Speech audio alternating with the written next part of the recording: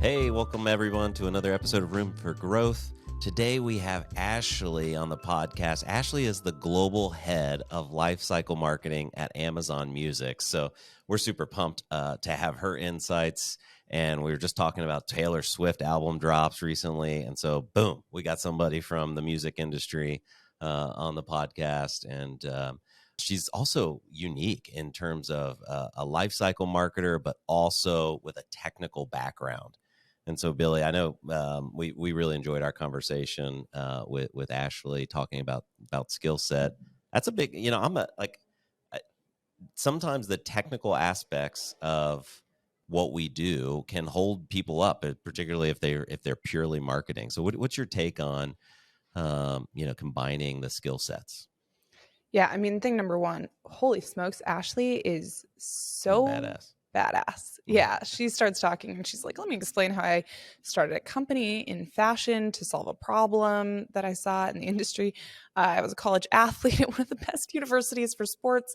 By the way, I have an MBA and now I just lead music here after working at huge other brands. I was like stars in my eyeballs for her. Yeah, she is awesome. But yeah, she touches on something that I think is changing in marketing that's really critical. It's definitely something that we offer at Willow Tree and is a huge differentiator for us, which is the technical skill set that marketers have in their tool belt more and more often in order to enable campaigns that are high performing, that are personalized, that have things like unique coupon codes in them or unique offers, unique content models that are deployed across these different audience segments. You have to just be increasingly technical. Also, how different lifecycle messages ultimately drive people to an app or a web experience. We need marketers who are more in control and able to speak the technical language to build both experiences out. And I think that that's something that Ashley kind of underplays in her bio, is that her engineering background has really helped her advance in a marketing space, but certainly a trend that we are paying attention to and that we're hiring towards. And Billy, I've got to acknowledge that yesterday, as we're recording this today, yesterday was Halloween. And you got a little bit of your Halloween vibes going on, and it's. Would you want to share what you went as for Halloween this year, Billy? Yeah, I'm only mildly embarrassed as a 32-year-old woman, but you all know that we're extremely brand loyal to our clients. We've talked about this brand before. We've talked about this person before. I love her. She's a queen. She is outrageously talented, such a boss. So I'm proud to do it. I went as Charlotte Flair from the WWE. Yeah. Well, I did not go as anything this year, which is the most lame kind of. I should have gone as one of the wrestlers. I'm not sure who, maybe Seth Rollins is my alter ego. So, but you have preteen and teen daughters. So right. Would you please give us a quick deep dive into how Gen Z girls are thinking about Halloween? Did you go trick-or-treating? What they dress as? What are the trends? What I've discovered about Gen Z is that it's all about the group costumes. Nobody is an individual. You organize your costume around all of your friend groups. So we had one of my daughters was the Hocus Pocus trio with two of her friends, and then another was randomly Winnie the Pooh with a group of her friends. So it's all just about the group costumes, I think, is what Gen Z is all about. So I have a Gen Z trend that I don't want to alarm you with, but I think it's going to be very alarming.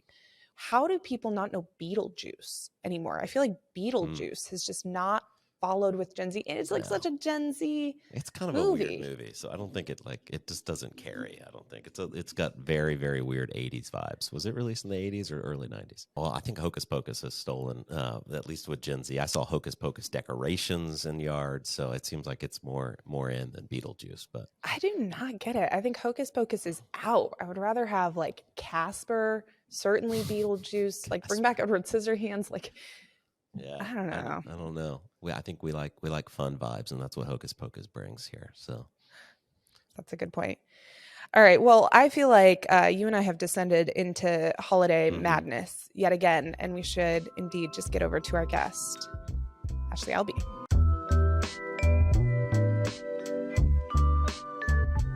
Hi, Ashley. Welcome to Room for Growth. We are so excited to have you here today. For our listeners, Ashley is the global head of lifecycle marketing at Amazon Music. She has a rich background in digital marketing, global brand, product strategy, and product development. And before her role at Amazon, Ashley worked for other companies like Google and Pepsi, a couple of small names you might have heard before.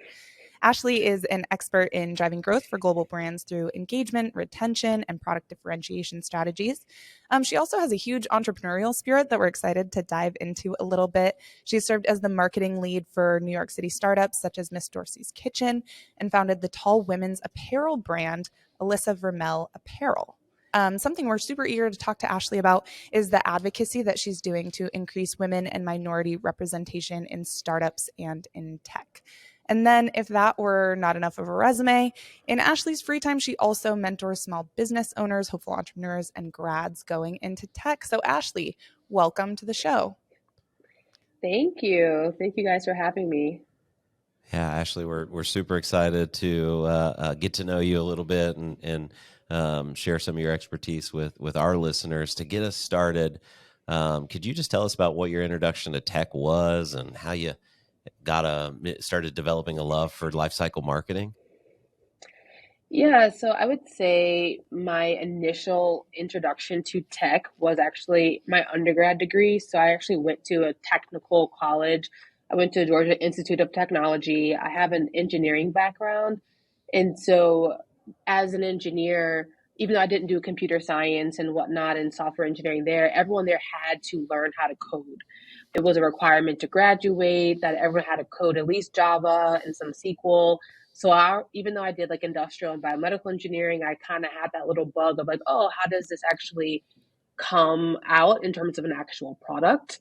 And after spending some years away doing regular engineering, doing some entrepreneurship stuff, working in CPG marketing, I realized that I wanted to be a part of what is the next foray of the world of marketing, the world of product development. And for me, that was tech. And so at the time, when I first started interviewing for tech companies, I had actually quit my job at Pepsi and I had been working full time doing my apparel company in New York, Alyssa Vermel. And honestly, Google reached out via LinkedIn and was like, hey, we know you're over here doing your own thing, but we saw your background and we think it would be, you could do this role, which their team is called Growth Marketing, called the Growth Lab at Google. And of course, everyone gets excited when you see a message from Google like, hey, and asking you to come to them versus you like throwing your resume into a vault where it probably never gets seen. So I actually took the interview, took the conversation, not really expecting it to go anywhere, given I had been removed from like corporate work for a while. And I got the offer and I decided to take it mainly because one, I thought would be a great marriage between my engineering world. I'm doing industrial engineering, which is really process oriented, understanding how to develop bigger products, as well as the marketing world that I have been living in post my MBA, where I could really figure out how do I make products more efficient? How do I make the process of consumers who engage with those products more efficient? And kind of bridging that gap between the engineering world and the marketing world, which honestly very few marketers kind of know how to do. And I felt like I had a foot in each of those spaces. I thought I could do well in that role. Love it. I do have a question. I was curious what got you into, first of all, a clothing line, an apparel line feels intimidating in and of itself. What took you down that path? What made you think, man, I just need to start my own clothing line? And how did you have the background to be confident that you were going to be successful at that? So the main driver for the clothing line is I'm pretty tall. You probably can't tell because I'm sitting down. So I'm about 6 feet tall.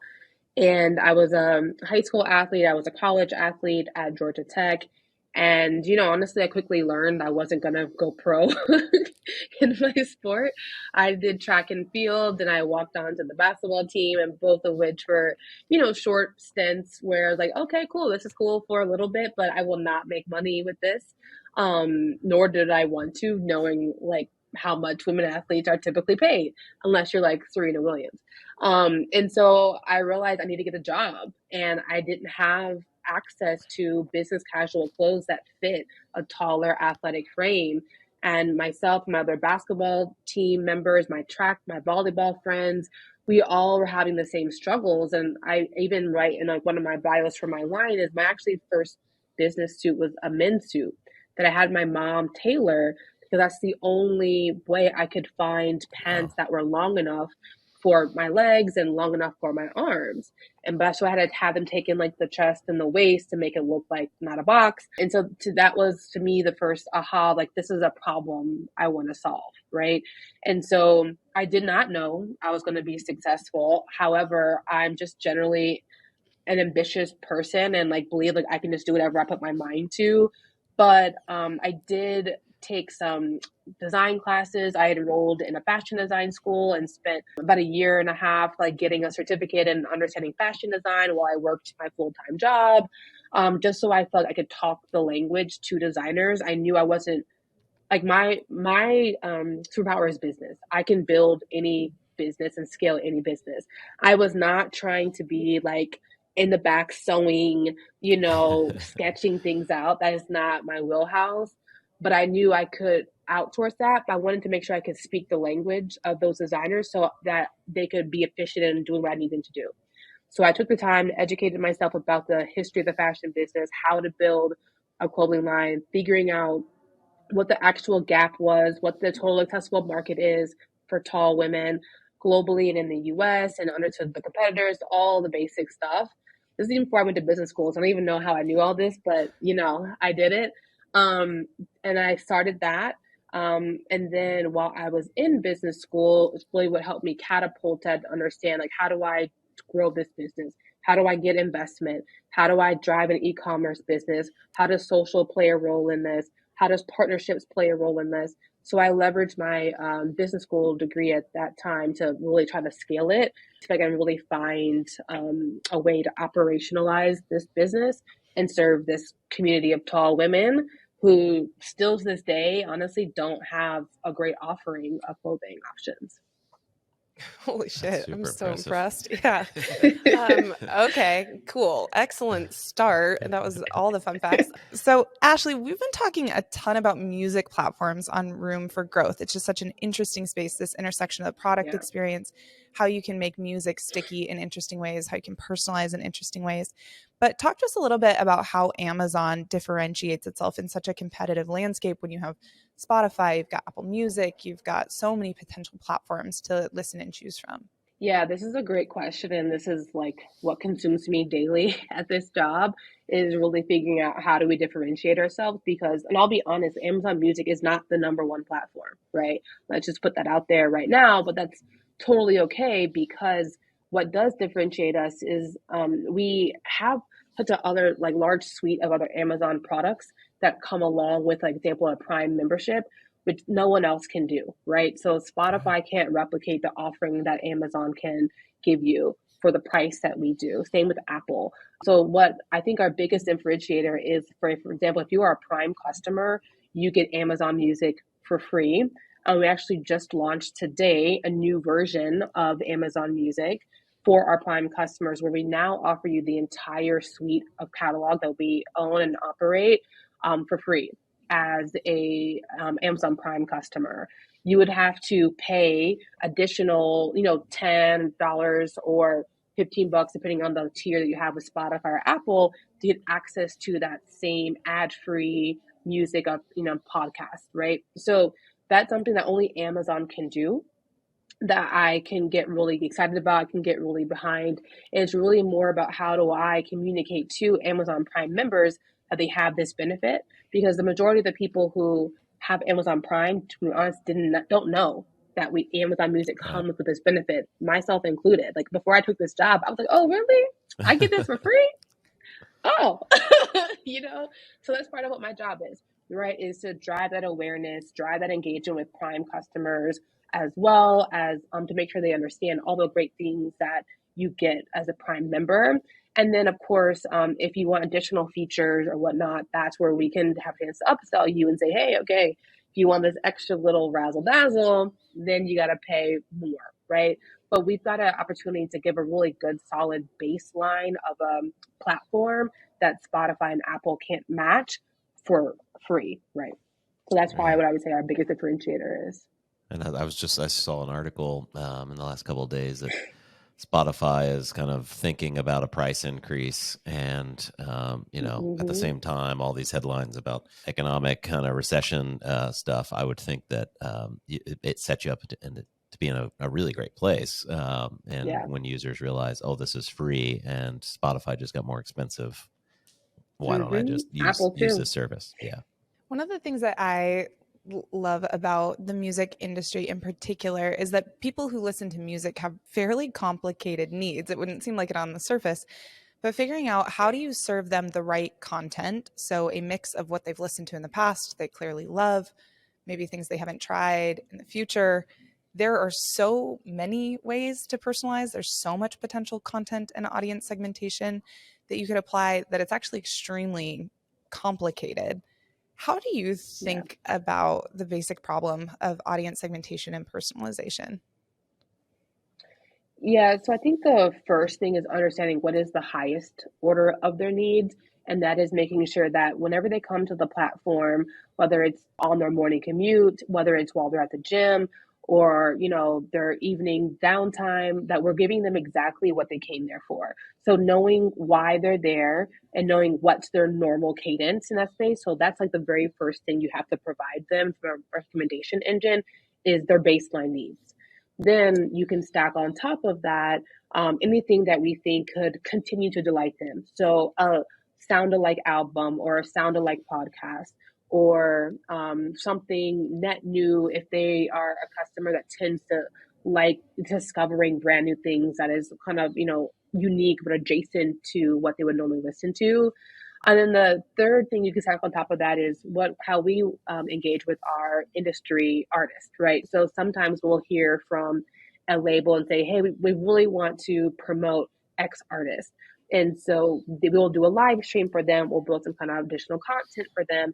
And so that's like the icing on top of the cake because we want to do two things. One, please and appease our artists, our labels, and that side of the house, but also we don't want to do it to the point where we're over serving our customers where they're annoyed and they're like, why am I keep getting a push about Megan Thee Stallion? I only listen to one song of hers.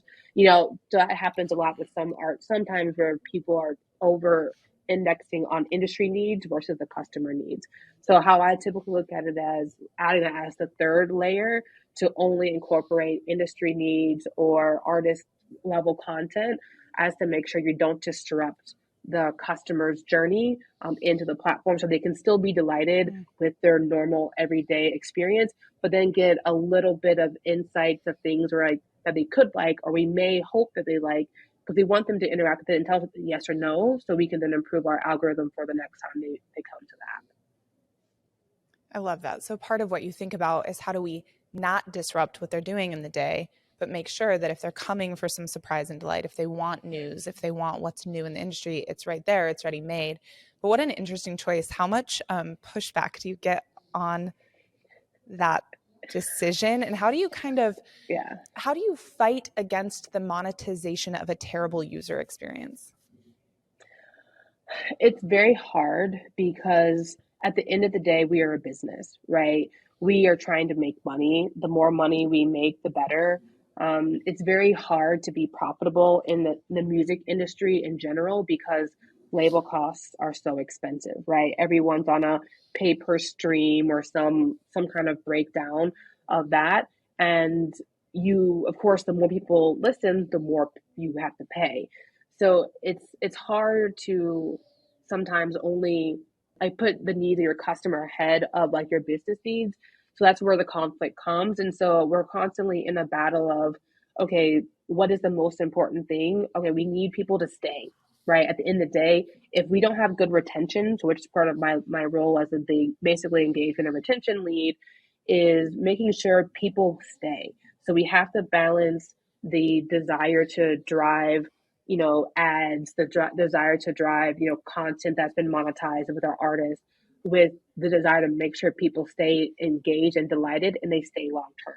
Because that customer LTV will only get larger the longer people stay on the platform. So that's kind of the way I constantly go back and forth is like from a financial standpoint. It's like, hey, we see that LTV starts to lag, or we see retention or churn starts to, lag when we over communicate X or we under communicate Y, right?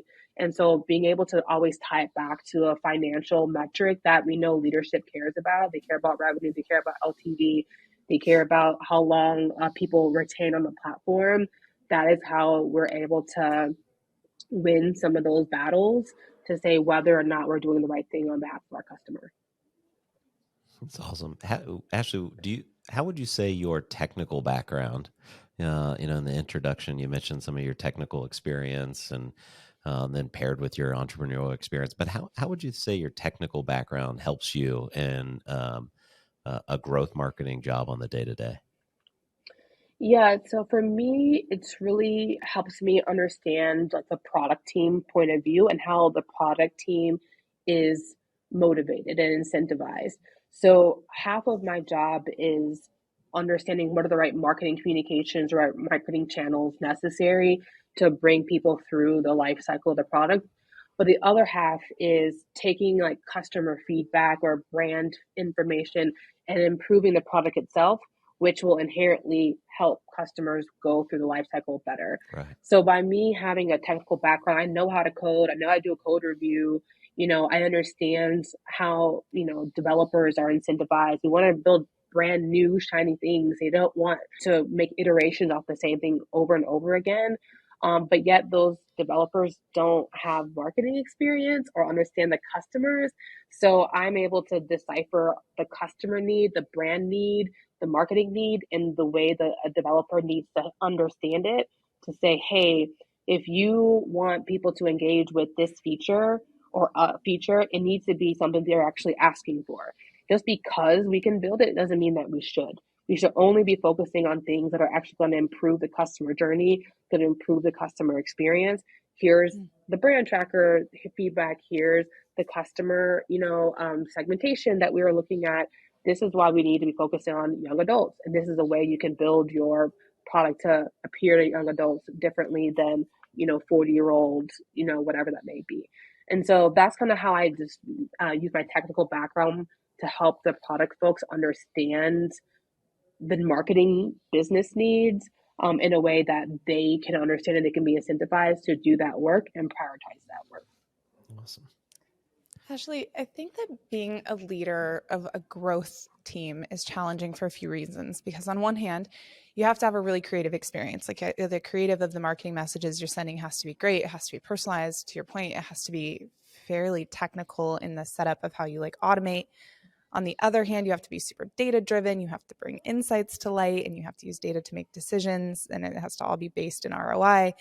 And then there's also like a product experience that has to be built. There's how you interact with engineers and your entire tech stack.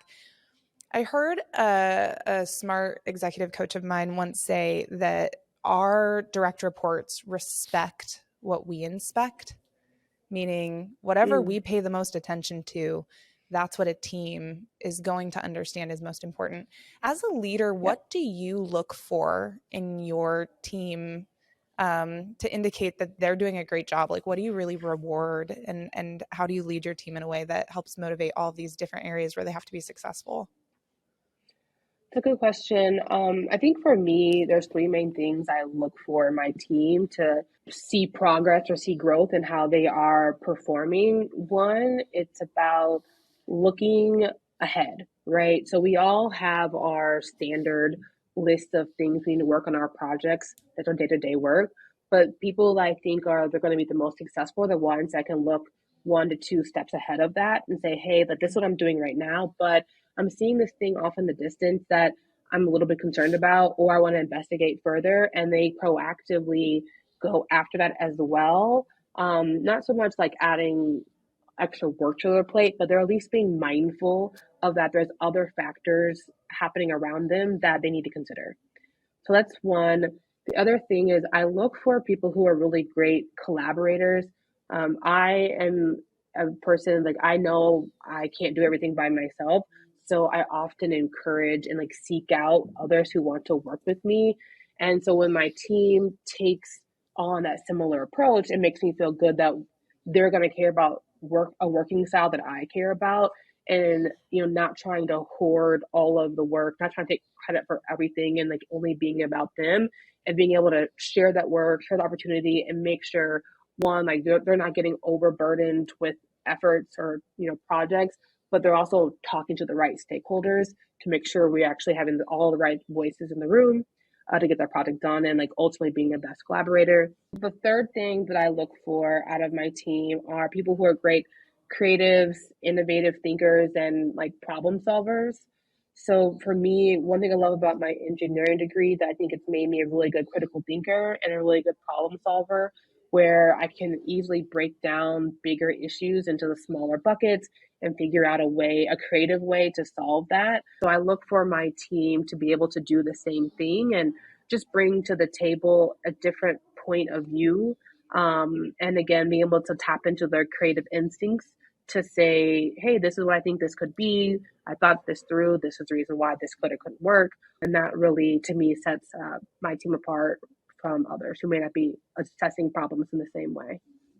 So a question that I have, a common question that we get from all kinds of different brands, from marketing leaders, when they're trying to increase the lifespan of a customer, or they're trying to increase conversion, or they're trying to increase basket sizes, but in particular, I think increase the duration of time that somebody will spend with the brand, they typically don't know how to think about solving that problem.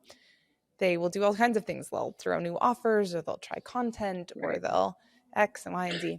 When you think about how do we just get a user to stay with us for X amount more time, how do you pick the duration of time that's correct for an increase in retention as a goal? Like, do you go for 3 months? Do you start with a week? Do you start with days? And then how do you think about solving that problem using owned channel in particular, but paid media as well? So in terms of the timeline, it's going to be product, specific. It's not, I can't say like, oh, for Amazon Music, if you spend one extra week with us, well, you'll get X dollars more. Because lifetime value models are typically 3, 5 years out. So like a day here, a week here, even a month here, there may not be as impactful. What I think the best way to think about it is, again, from a financial standpoint, is looking at how your company calculates your LTV. And is it based off of 3 years? Is it based off of a number of hours you're listening to? And get really clear on what the right metric is that you need to move in order to keep people engaged more. Because for music, for example, it doesn't matter like whether you're so of course we want you to be a subscriber for longer. So how I think about retention is whether or not you continue to pay us month to month. But you have to step that back and say, what does it require a customer to do on a daily basis for them to want to stay an additional month and pay us additional whatever? And for us, it's around increasing the engagement. So increasing the hours listened, increasing the number of songs that they stream or the number of podcasts they listen to, right? Increasing the way they engage with the app. How many app opens is happening on a monthly basis, on a weekly basis? So you have to go really deep to understand what's the right metric that you need to move to get people to stay longer. Is it a month? Is it a week? That's a secondary ask. The question is, what is the baseline metric you have to move first to get them to stay engaged longer? And then you can do some test and learning with your LTV models to say, if we improve LTV by, if we improve engagement or retention by X months, our LTV increases by X dollars, right? That's all a financial exercise, but you really first need to go from a product standpoint, the engagement, to say what metric has to move first. So that's the intro for the first part. The second part of how do you understand which channels paid doesn't really work. Once you're already in the product, we've already acquired you. I shouldn't be spending any more money for you to stay, right? If anything, only thing I would offer is like if you're going to cancel, maybe I'll offer an incentive to like, hey, take this, same experience for a little bit less for a short period of time to kind of keep them here. That's a cancel save initiative, like a retention initiative, but that's really only a last resort. But you shouldn't be spending additional money to keep people in. If you have to consistently give away discounts and a bunch of stuff to keep people, then you basically are training people to expect free stuff, free money, and that's not a good way to keep your customers engaged. Instead, is it better to understand what's the right channel of communication and then what's the right content that's necessary to keep that person engaged and delighted with your product. So, for example, email, a lot of people like to default to email. But a lot of people don't understand. Most people are not reading those damn emails. And people are typically opting out of those emails. So once someone opts out of that email, you lose the ability to talk to them forever. So you have to be really careful about what you email and how often you email so you don't encourage an early opt out and you lose that customer channel forever. Same with push notifications, in-app communications. We'll have to do deep dive of how your customers engage with your product to understand what's the right channel first, and then what's the right content that's really important for them to understand. So for music, do people really care about understanding the new albums that are coming out? Do they really want to discover new artists? Do they really care about creating their own playlist? Like, what is it about the product that keeps them excited and keep giving them more and more of that? And that's going to be different for each customer segmentation, which is why clear segmentation is really important. So you can be able to push different things to people at the right time based on how we want them to continue to engage.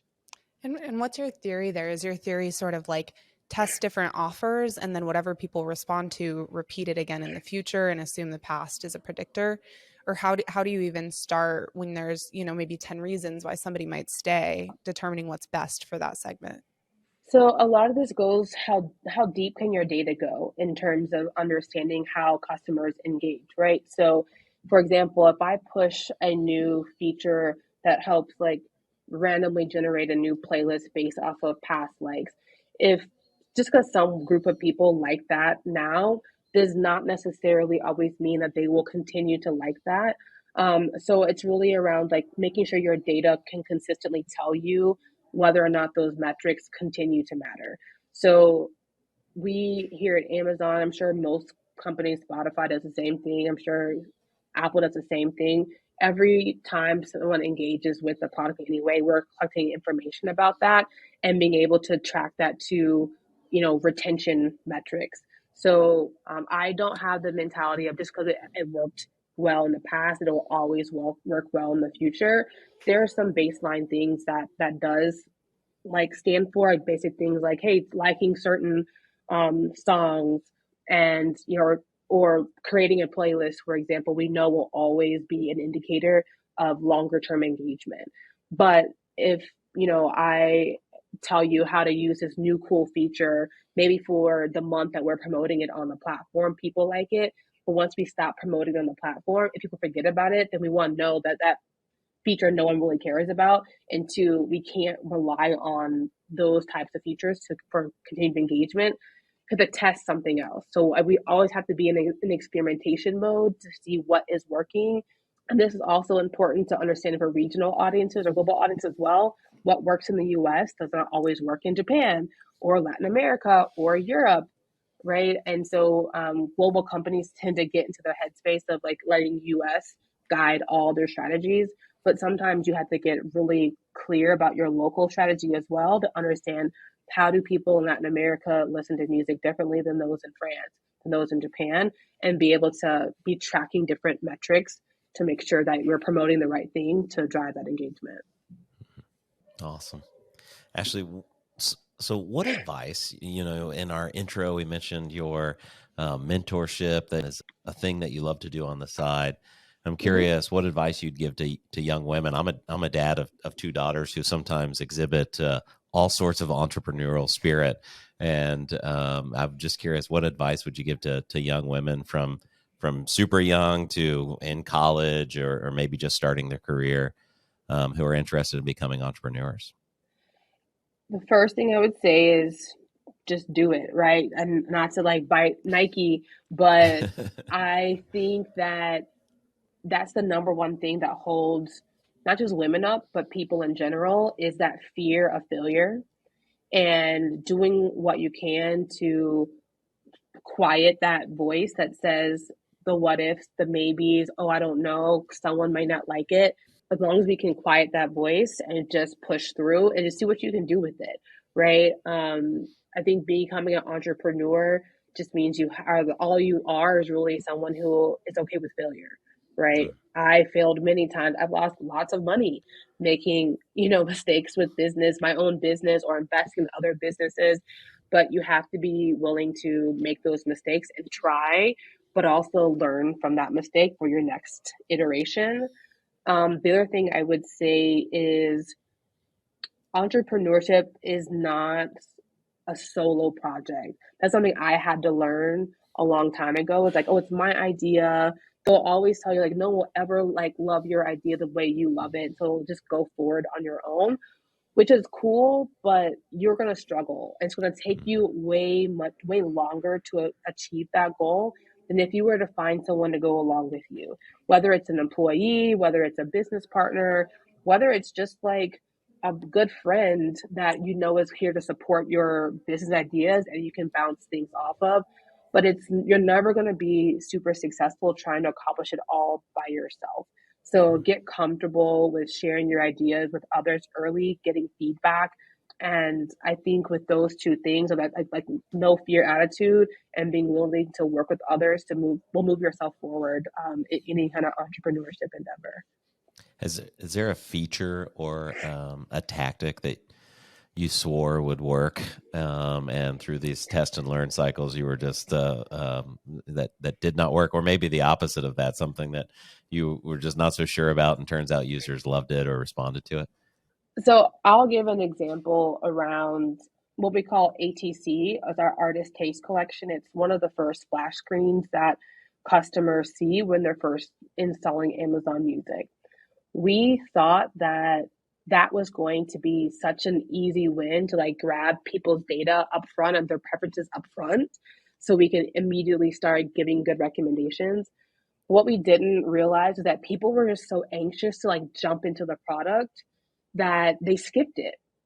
And without knowing that them answering that short survey was the key thing to enjoying their experience on the product. And so once we saw that customer behavior, we had to rethink how we introduced ATC or how we reintroduced it later. If someone did choose to skip it, we had to say, okay, great. Within the next time they come back to the app, we have to re-show it again and then explain why it's important. So it's not enough just to put it there. We have to say, hey, give us this information so this informs your recommendation. Mm-hmm.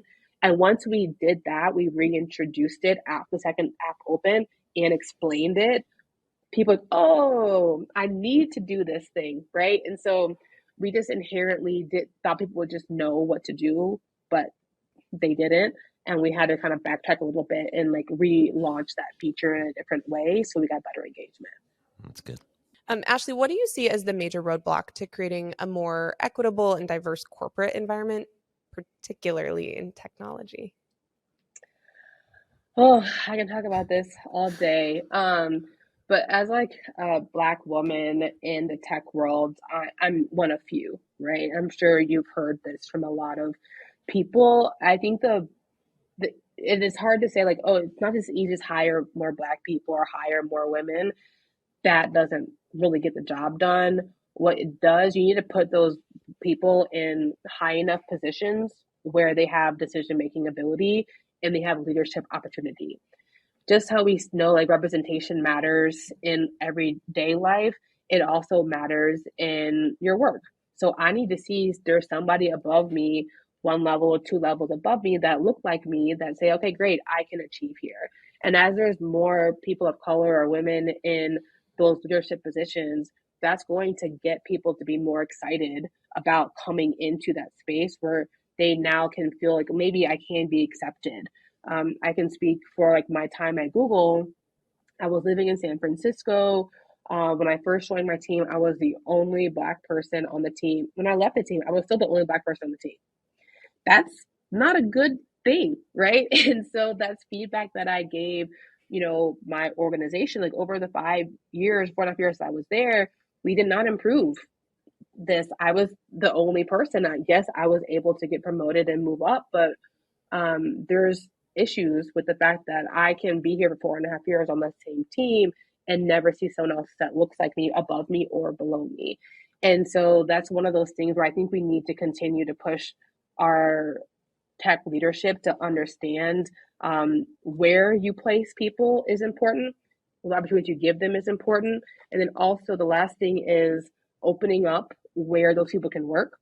Part of the reason why it was hard to recruit, Black and brown people to tech was because tech was centered in San Francisco, which is not a Black and brown people friendly place.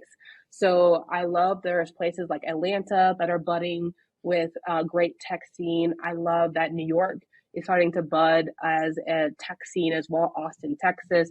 So there's a lot more diversity in locations where people no longer feel they have to move and uproot their life to one of the most expensive cities in the country to have a job in tech. Totally understand the idea that there have to be more women, people of color in leadership positions so they can just sort of serve as representation for a path to get there. But for you, with people who are more your direct reports, what's the conversation that you have with, say, a Black woman on your team?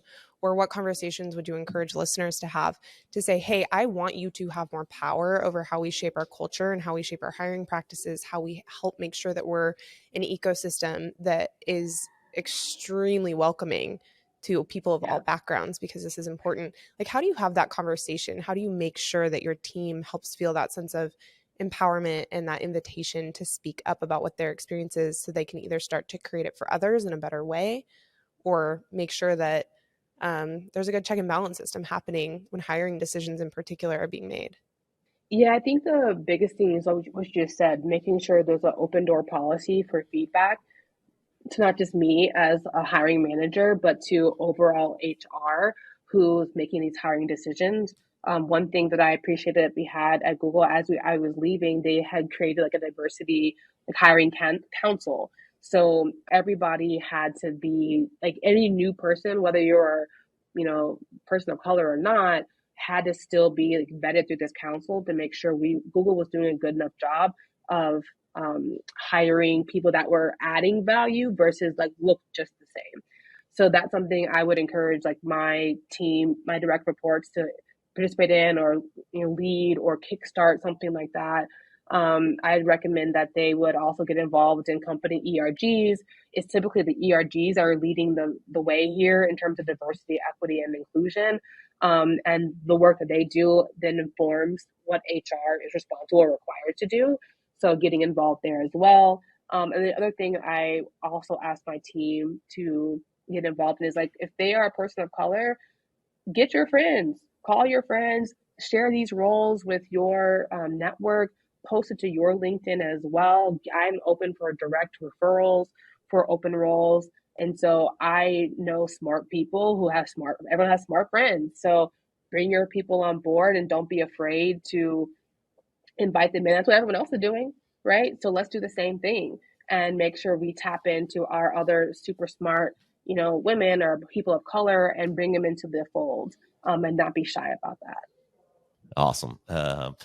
So Ashley, we love to end with a couple fun questions and just kind of dig into your brain a little bit and some of the things that you're thinking about. I'm curious, is there an industry or a trend, outside of music apps and entertainment apps? Is there an industry or trend that you're watching right now or super curious about, excited about? Yeah, so I always keep an eye on the fashion industry, even though I'm not like actively involved in fashion anymore. I'm always watching to see how they innovate. And something that I've been super excited to see, there's been a shift with the different ways that we show our bodies. There's full size women, women with disabilities, mannequins now are plus size, Yeah. all these different things. I'm super excited to see that it's no longer just like lip service that we, serve all sizes, we serve all brands. It's showing up in our advertising. It's showing up in the way we're not over editing photos. We're getting people who have, maybe only one limb, or Winnie Harlow is a great example of a model who's got vitiligo. I believe is what it's called, where she's got discoloration on her skin, but Yeah. she's one of the top models in the world, and they don't require her to cover that up.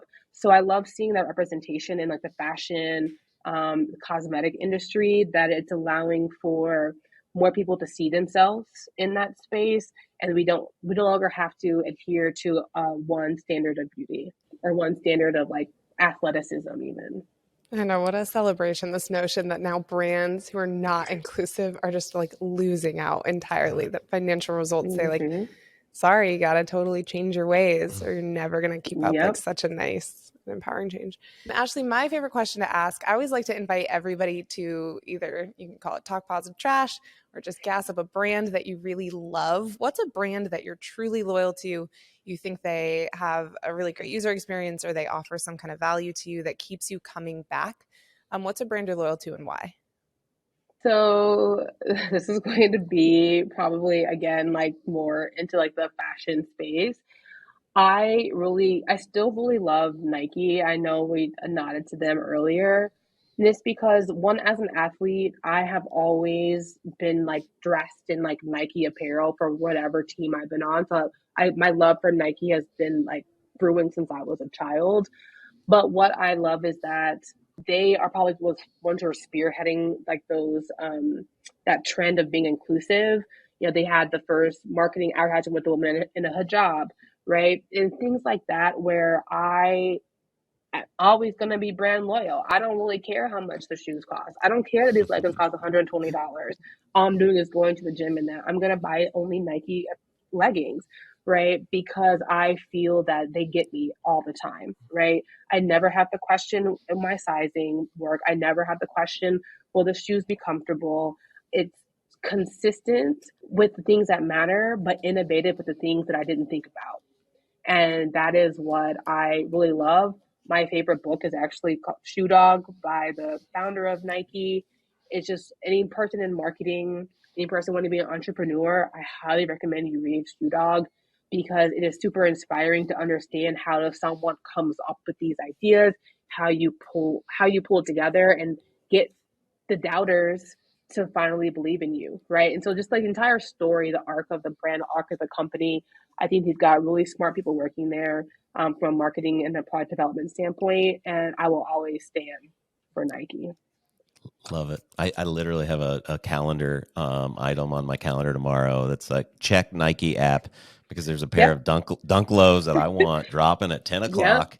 And I'm like, I Mm-hmm. better not forget because I gotta get in there. So Exactly. not many Even brands the can pull that off. ways, yeah, that they've like they continue to reinvent the fandom, you know, it's it's amazing. Like it's an Yeah. amazing business that they have there and the way that they've created this loyalty. It's like the products are always top notch, the service is great.